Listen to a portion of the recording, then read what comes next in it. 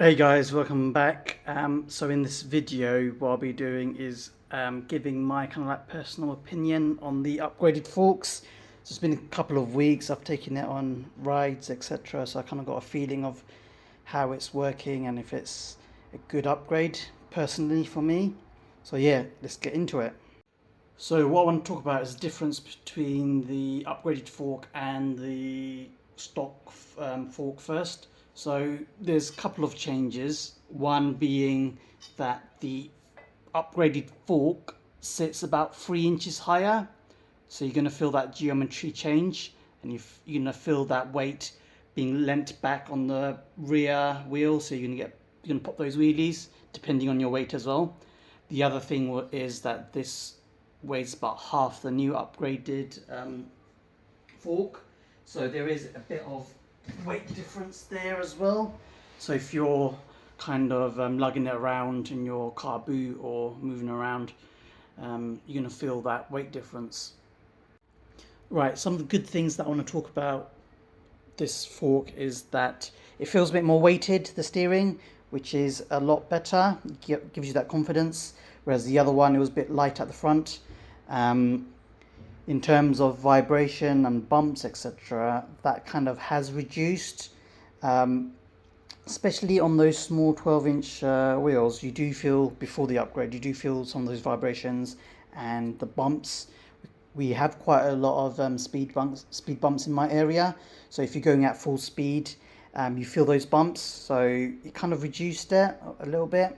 Another thing that I don't know if it's a good or bad thing, it depends on how you kind of take it, is you have these little slots there. So when you're turning, it kind of hits the side of it. There's a little tab here, and it kind of stops doing a full 180 or 360.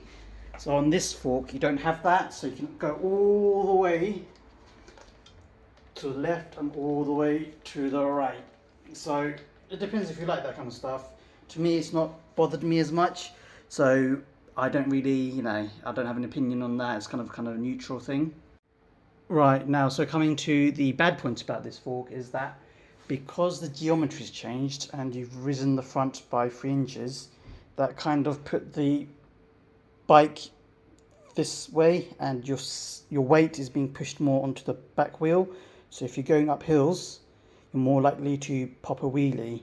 I've actually experienced that once, and basically I was going up a hill, I had my rucksack on me, had a few items in there, and when I opened the throttle, I popped a wheelie. The front wheel came off up about 1 inches, and I managed to handle it. But say, for instance, I weighed a little bit more, or my rucksack had a bit more weight to it, I reckon that I could have got, the bike would have flipped over.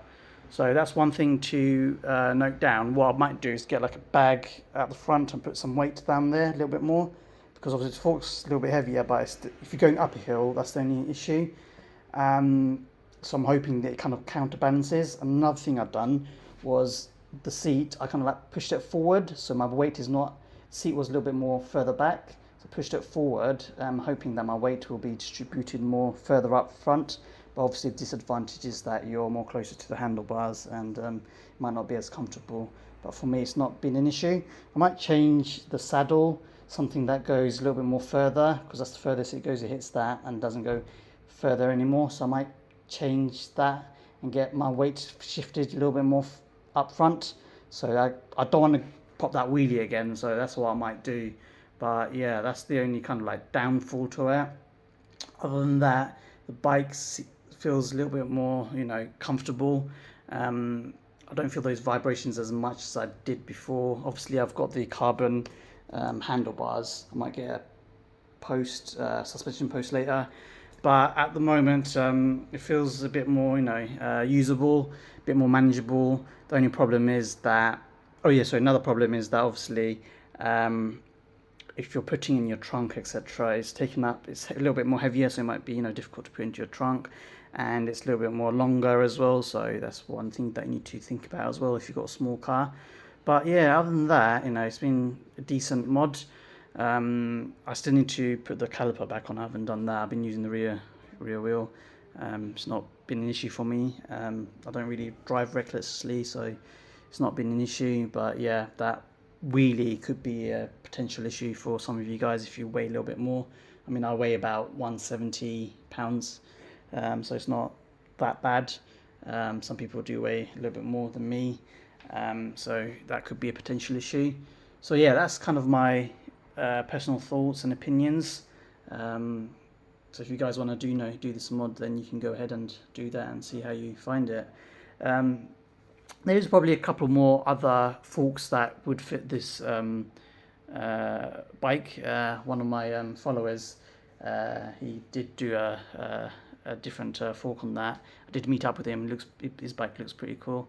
So he did do a different fork on it, but again, he said it had other downfalls and obviously it's got its own pros and cons and stuff. I haven't experienced it, but I might do another change to it because I'm not really feeling geometry, unless I put a bigger wheel at the front, and that should hopefully push the wheel up, push the whole bike up a little bit more. So I might do that and see how I get on with that. Should be a quite easy change, and there is clearance to do that. But yeah, other than that, that's my kind of like opinion. And yeah, if you guys have any questions, then yeah, write them down below. If you haven't subscribed, then if you want to do that, go ahead and do that. I'm nearly got 1,000 followers, so yeah, that'll be a great great landmark there. So yeah, I'll catch you guys in the next one. Peace.